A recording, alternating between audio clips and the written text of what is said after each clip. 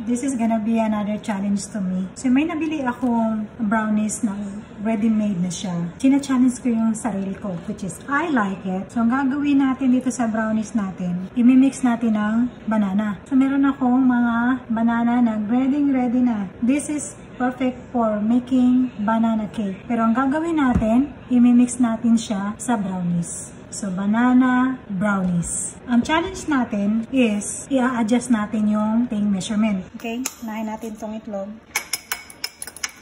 Konting banana. Mash natin itong banana. Mash natin ng konti. Ito yung gusto ko sa ayoko nung mash masyado kasi gusto ko pa rin malasahan yung banana pag nagbabite ako. So, ganito lang, konting mash lang. Okay? Tapos, tabi na natin. Lagyan natin dito. Tapos, lagyan natin ng 1/4 cup of milk. 1/4 lang. Next natin yung oil. 1/2. Lagyan natin ng sugar. 2 tablespoons. Guys, I'm using coconut sugar. Whisk natin, guys. Ayan na. So, ito na siya, guys. Nilagyan ko lang ng 3 tablespoon ng asukal. Tapos, egg, oil, at saka vanilla. Ito na siya. Perfect. Na, ilalagay natin yung dry ingredients. Ito lang, 1 cup lang ng all-purpose flour.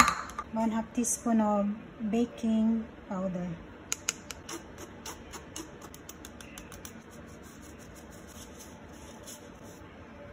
Haluin natin.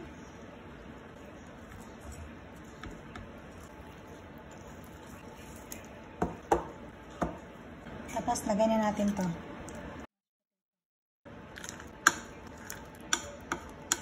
Can't wait, guys, kung ano magiging resulta nitong banana brownie cake. Okay, guys. So, ready na siya. Itabi muna natin. Proceed tayo dito sa ready mix na brownie. This is dark chocolate. Tapos, meron na siyang chocolate chips. Ang kakailanganin lang is 1/4 cup of water. Instead of using 1/4 cup of water, I use milk.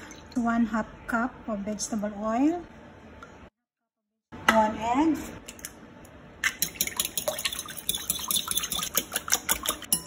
yan na po. And then, i-ready lang natin, i-mix lang ito nating ready mix na brownie mix.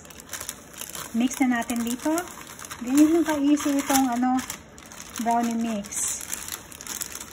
And then, halu-haluin.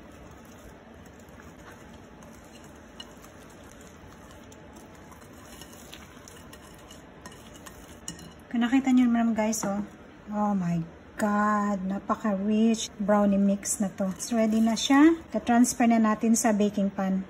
Gamit itong 8x8 na pan, una natin ilalagay yung mixture natin ng brownies.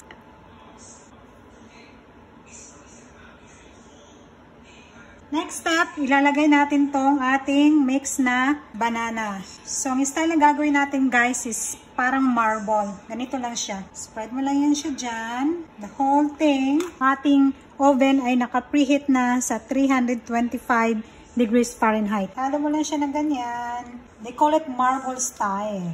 Na ay part na may brownies, na ay part na may banana. Oh my God. I can't wait to try this. Banana brownie mix. Lalagyan na natin sa oven and cook it for 40 to 45 minutes. Holy moly. After 40 minutes, let's see. Oh my God, it's excited, guys. Good luck. This looks delicious. Oh my God.